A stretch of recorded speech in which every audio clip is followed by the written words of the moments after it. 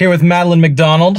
This is an absolute honor to be sitting here with you today. Thank you. A rock star. I'm honored to work with you, but even more honored to just get to hang out with you today. I think we're going to write a song today, maybe. Yes, we are. It's going to be awesome. I'm excited. And even more excited because we have the privilege of releasing your first single, September 28th, which at the time people are seeing this, it is available. It's available. Go out and get it. Go get it. Click the link in the description. Yes. It's huge. Definitely. Well-Behaved Women. Do you want to talk about that really quick? Yes. Oh my gosh. I'm just such a fan of the song because it's kind of like me growing up. I felt like I could never kind of say what I wanted to say. And I felt like I could never really talk about my dreams in front of a whole lot of people because they'd get shut down a lot, you know? And so when I wrote that with you and Marty Dotson, the girl Marty Dotson. Marty Dotson, the girl, yes. We do have to specify that. We do. Everyone does ask me that. They're like, wait, the guy or the girl? Yeah. I was just so excited when you guys did bring that up. Marty was on Pinterest, which is an interesting way to find titles, but I've actually taken that from her too. I have too. Right? Isn't it so helpful? It's very helpful. It's like they're all song titles. No, yeah, you just look at the quotes and you just take a little piece from it. Yeah. I mean, I literally one day just spent an hour and a half on Pinterest. Well, I do that anyway, but spent an hour and a half on Pinterest looking at quotes just to make a list of song titles. That's genius. I probably should do that. Oh my gosh. It helped so much. Even because the next day I went into write and I just had boom, boom, boom. That's and they picked, great. One of the first three I mentioned. So Well-Behaved Women. Yes. What is this song about? Why do you feel passionate about putting it out? Why do you want the world to hear it? I really want the world to hear it because it's just about being okay with who you are, being okay with having dreams, being okay with saying what you want to say, you know, and not being afraid to talk about those dreams and talk about your goals and passions. And if I want to be talking to girls younger than me, but not even just girls. I want it girls, guys. I want it everyone, all ages. Because there is a point in everyone's life where I feel like we all feel a little bit intimidated by our own dreams and our own passions. And it's taking the step over that can kind of get us through that and just hopping over it, just not even thinking about it and just taking the leap. And I want this song to do that for people. I want you to be driving, listening to it, and you're just like, oh my gosh, you know what? No, I am going to say that today. Oh, I am going to make that, statement. And I am going to try to do this dream. Oh, I am going to call this person. And that's what I want. Do you have a favorite, I'm putting you on the spot, but do you have a favorite lyric from the song? Straighten your crown. Okay. So can you maybe say the whole line for so it's like stand up and straighten your crown, right? Straighten your crown. And that's, to me, I just love that line because we're all worth something. We're all worth it. You know what I mean? And so sometimes it's hard for us to remember that, and it's hard for us to really kind of recognize that we are worth it and recognize that we have everything we need inside of us to make our dreams and passions come true. And so the kind of stand up and straighten your crown, to me, that hit me. I was like, awesome. It's cute, but it's also just like, yeah, girl. That's totally a hashtag. Hashtag straighten your crown. Yeah, I'm using that. Use it. Come on, Seth. I got two little girls, so. Yeah. Or if I have a boy, be a king, right? Straighten your crown. So let's jump back. I do want to touch, because it's really, really important what you just hit on, that a lot of people are intimidated by their own dreams. So I want to come back to that and keep that in the back of our minds. But let's jump all the way back to the beginning for you and your story. What was the first dollar that you made in music? The first dollar that I made in music. So I grew up in Houston, Texas. And growing up in Houston, I pretty much always knew that I wanted to do music. I knew that music was what I wanted to be my career. I didn't know how at all whatsoever, but I just knew, I just kind of followed my gut, taking next steps. So I guess I made my first dollar singing at Christmas parties, believe it or not, because my parents would always have me sing for their friends. I would always try to get in front of any microphones at school, high school, middle school, lower school. They always knew me for that. And what were you singing? I mean, just karaoke tracks. So this is what happened. So family friend, I took a brave leap of faith moment, which we all have to do. And this was, I guess, one of my first leaps of faith. Yeah. Not feeling dumb or anything to do it, but I went to a family friend who is part of this ginormous company in Houston. And I said, do you need a Christmas singer for your holiday party? Nice. And I mean, he was just such a nice person. And I think he just saw the genuine want to just please and just... How old were you? Be there. I think I was 13. Yeah. I think I was 13. So, I mean, he was just like, yeah, you know what? I think we do need a singer at our holiday party. Never thought about it, but we actually do. We never thought about it. But you know what? You're right. And That's you're coming awesome. to us right at the right moment. So we went there and I told him, I said, I'll do this for free. Like money wasn't even on my mind, actually. I just wanted to sing in front of people. So I went and did the holiday show at this restaurant with one speaker behind me and a little karaoke rig that I put together myself. I thought it was incredible. And I sang, and when I was done with the holiday party, he came up to me with a check. And I was like, what is this for? No, this is for free. Like, I'm just so grateful. And I opened it and I was like, whoa. Yeah.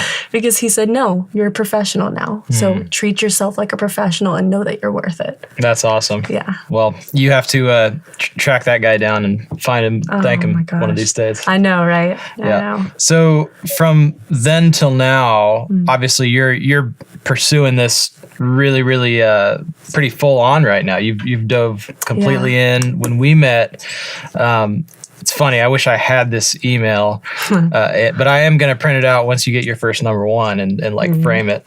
But I have this email that Madeline had been listening to our podcast and was like, I just have been loving what you guys are doing. I'm thinking of moving to Nashville. Would love to potentially, work with you guys or intern or something. Yeah. And I don't know how I just, it was one of those that went to my spam, or I didn't look at it or see or whatever.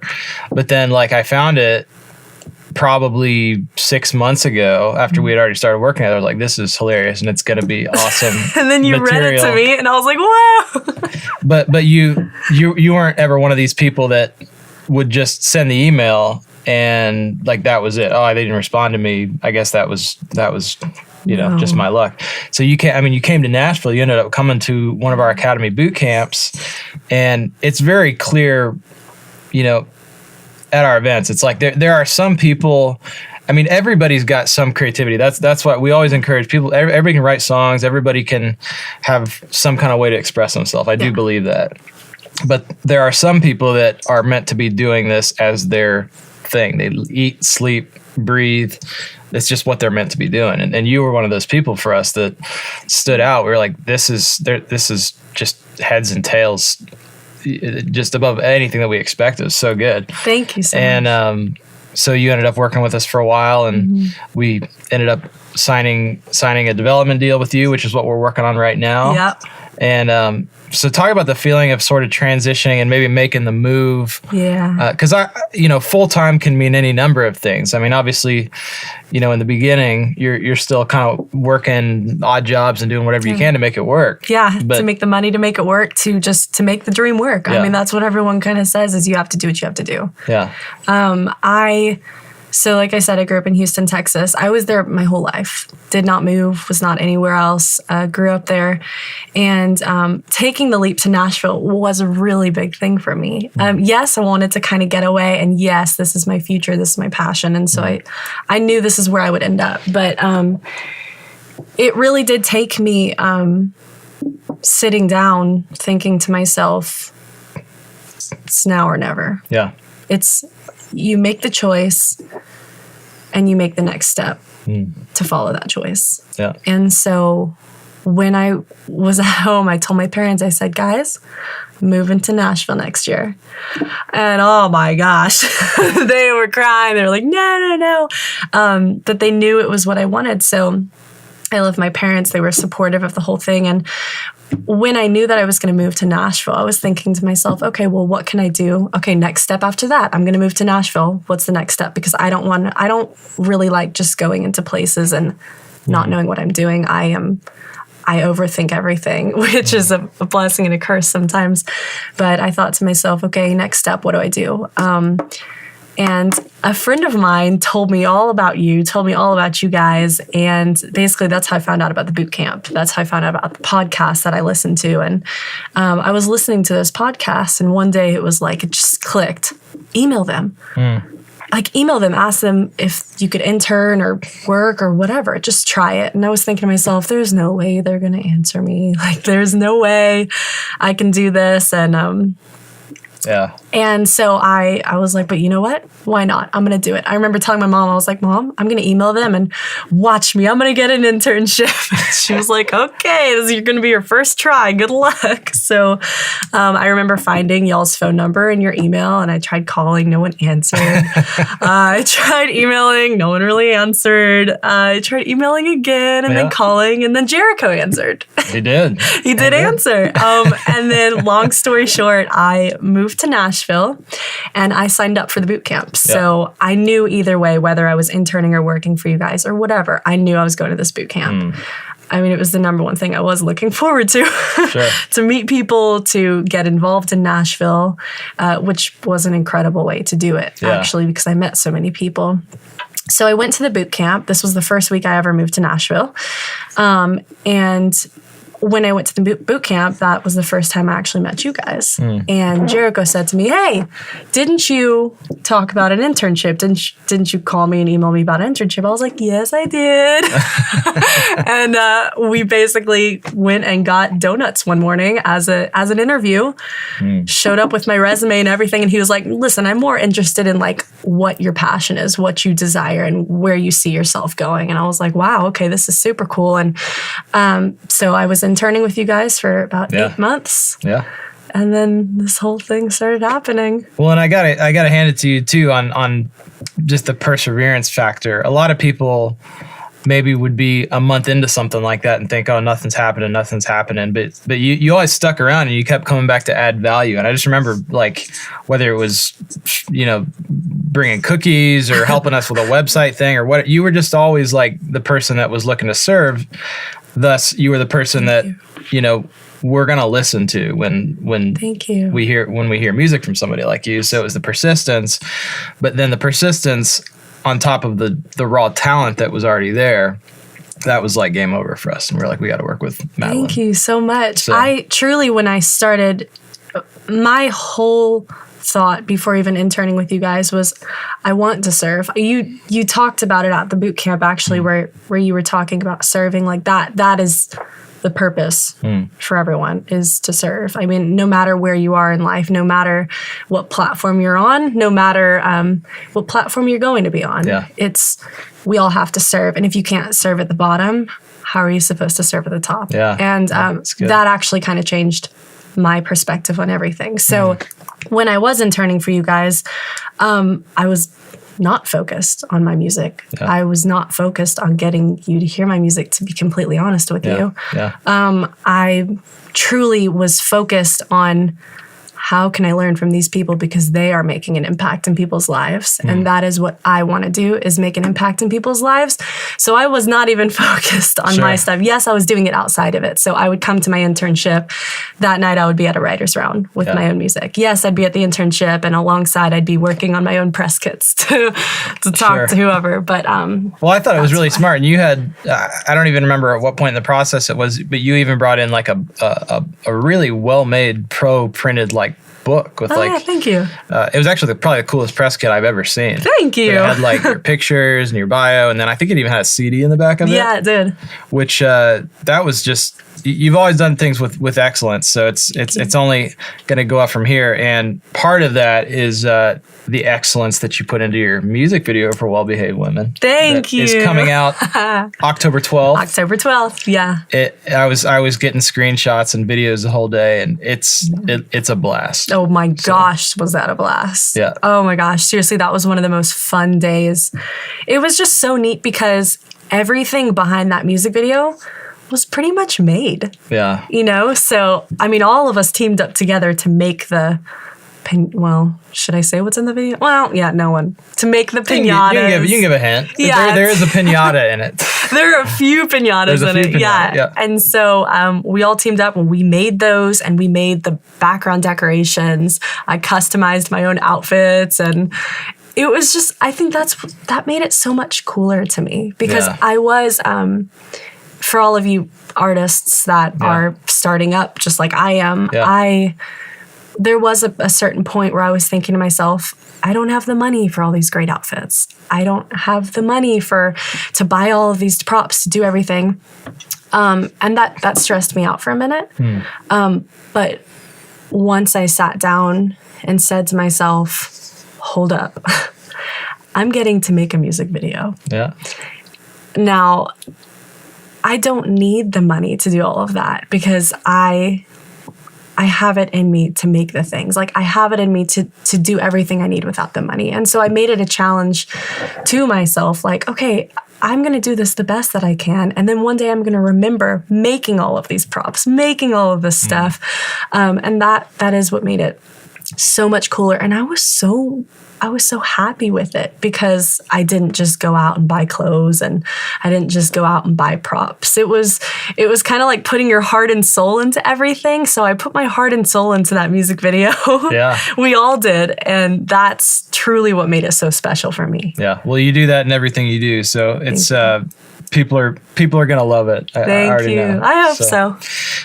Let's talk a little bit about, just your upbringing. I want to dive into that thing that you said earlier about not being over intimidated by your dream. What did that look like for you? Was it people that were intimidating you? Was it like a bullying thing? Was it your family? Where did that come from? And what were some of those things that you had to come up against? And then how did you kind of overcome those? Well, growing up, it definitely was bullied. I went to a great lower school, and it kind of all started falling apart once I recognized that I had a gift.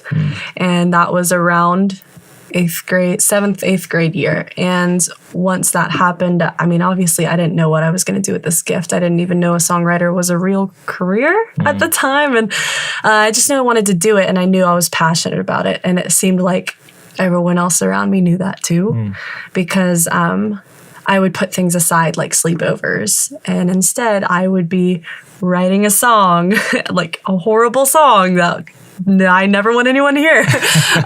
Or instead of going to, I don't know, like the after school hangout at the mall, I would be writing in my journal about my life, because I thought, oh, one day it'll be a book, you know? So I was really bullied about all of that, and it started really getting bad in high school.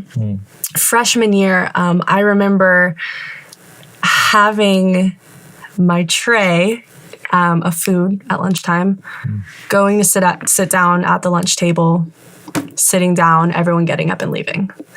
And that was, so from that day on, I just started eating in the chapel alone. And it was just, I was bullied because people knew that was my passion. And I wasn't really sure why that was happening at the time. But looking back, number one, I'm grateful for it, which sounds a little odd, but I'm very grateful for it, because it has made me the woman that I am today. And it has made me want to be an influence for the younger me, and for the girls that are younger than me, and guys and everything. But it was definitely hard at the time, because growing up, I mean, you're in your teens and you don't know who you are yet. I mean, we're all still trying to figure out who we are, but especially in the teens, you're trying to figure out, who am I, what's happening? And people were not happy that I knew what I wanted to do, and that it went away from the path that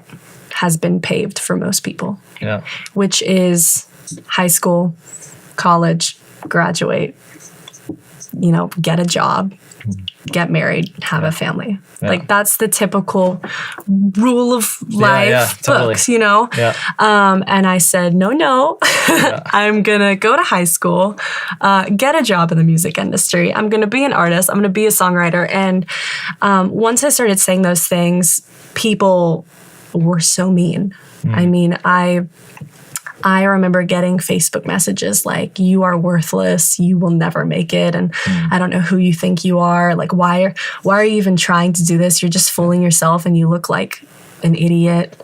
I mean, I would get all of those messages. And it really, really hurt me at the time. It broke me down. And so for anyone listening that this is happening to you, be grateful for it. Yeah. Because just think to yourself that they weren't given the vision that you were given for your life. They weren't given the vision of the dream that even God has for your life. And so overcoming that was hard yet peaceful in a weird way.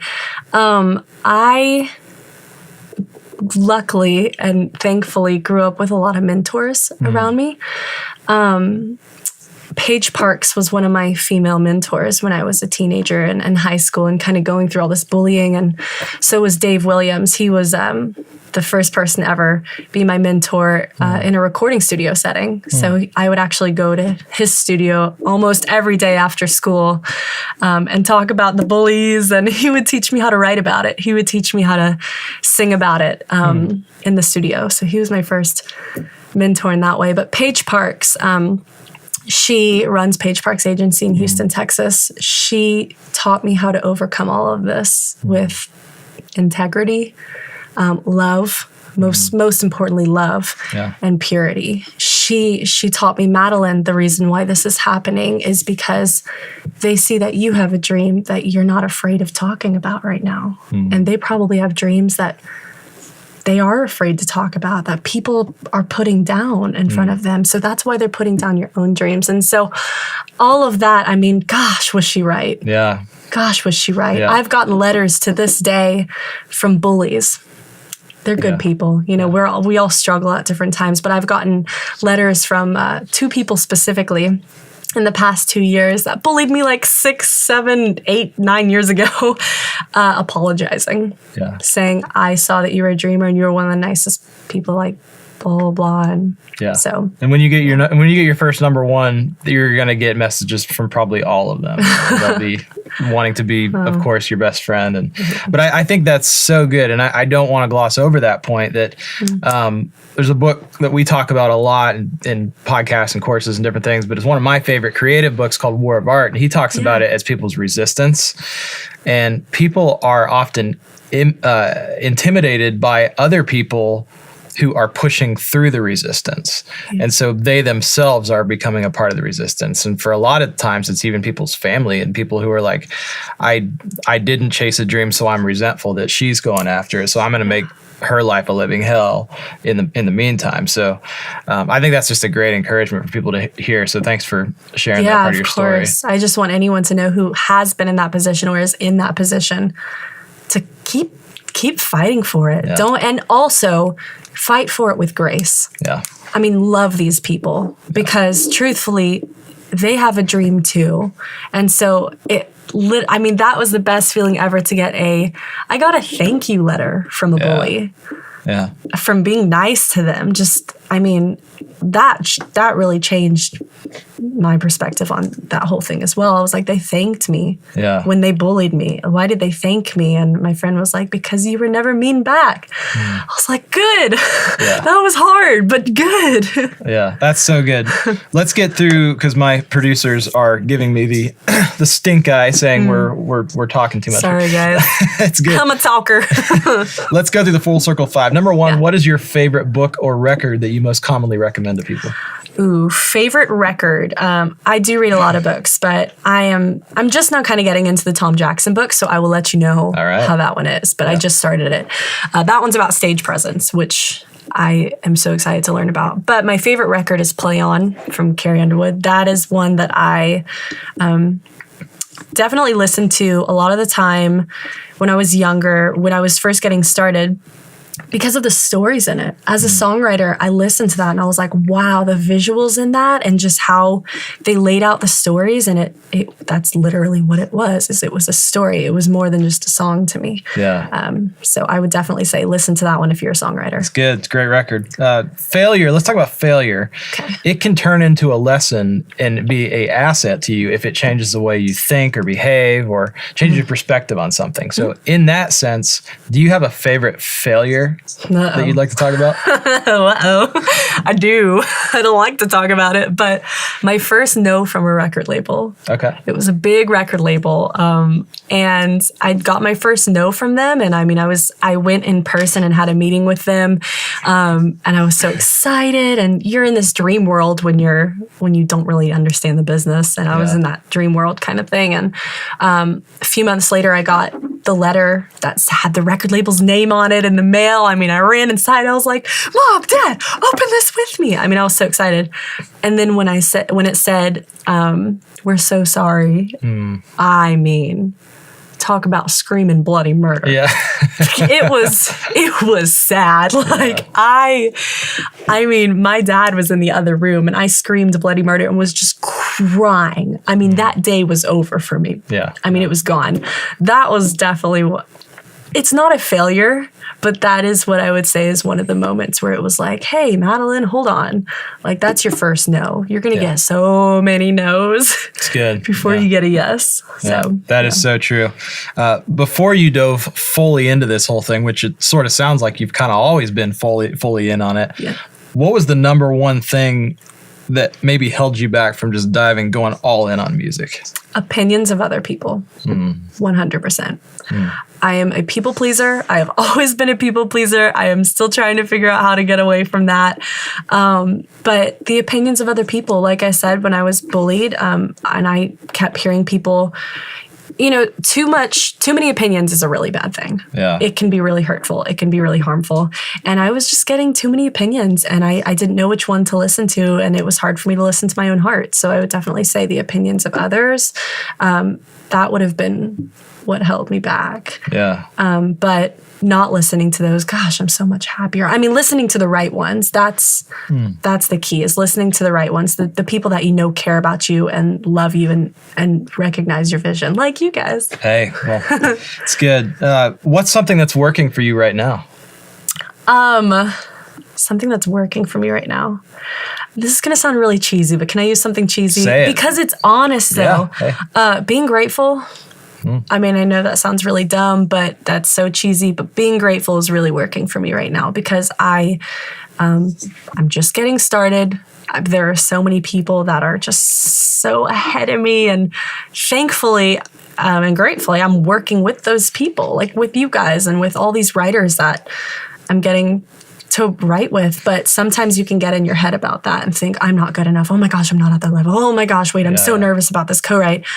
But if you switch that from being nervous and intimidated and I'm not good enough, I'm not blah, blah, blah, I'm not there yet, to I get to write with these people. Like, I get to work with these people. That's working for me. Hey, gratitude. Yeah. I absolutely love that. And the last thing, if you woke up tomorrow morning and all of this stuff collapsed, your let's call it your career in music just fell apart, imploded, and you had to start from square one, you could do absolutely anything you want. You still have all the relationships and knowledge and experience that you have. Where would you start?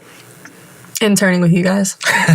No, 100%. I'm not even joking. Serving you guys, like, straight up. Wow. That is my most honest answer. Well, I'm going to turn that around and just say serving in general. I don't want this whole thing to be about us. No, I'm not trying to do that either, guys. Like, truly, this is just me being honest answers, but serving in general. Yeah. Without serving, serving humbles you. Serving makes you more grateful. Serving allows you to see, for instance, I worked in an award show, which I know we're almost done with time, but I do feel like this is a good tidbit. Yeah. I worked in an award show as a liaison, and a liaison basically just helps the artist, helps everyone kind of bring their snacks, bring water, tea, whatever they want, and get them on stage. And I worked as a liaison, and I recognized how some of the artists treated me, the liaison, the no one. And I thought to myself, wow, like, and they were great. It was a Christian award show, and they served their liaison. And I thought to myself, they didn't really have to do that. You know what I mean? Like, they didn't have to ask me what my name was. They didn't have to shake my hand and give me a hug at the end and say thank you for all your hard work, but they did. And I said to myself, wow, learning from serving is the biggest thing ever, because now I know in the future how that makes me feel as a no one. I will for sure do that to everyone I work with. So good. Yeah. So obviously we talked about Well-Behaved Women. Yeah. September 28th. Yep. Which is already out. Go check it out. Go check it out. It's amazing. Music video October 12th. How can people interact with you? Through Instagram, through Facebook. What's your handle? Madeline McDonald Official. Madeline McDonald Official. Yes. Everybody write that down. Everyone go follow her. Go follow. DM her. She will respond. I will respond. Yeah, I will. So, Madeline, thank you so much for being here with us. Thank you.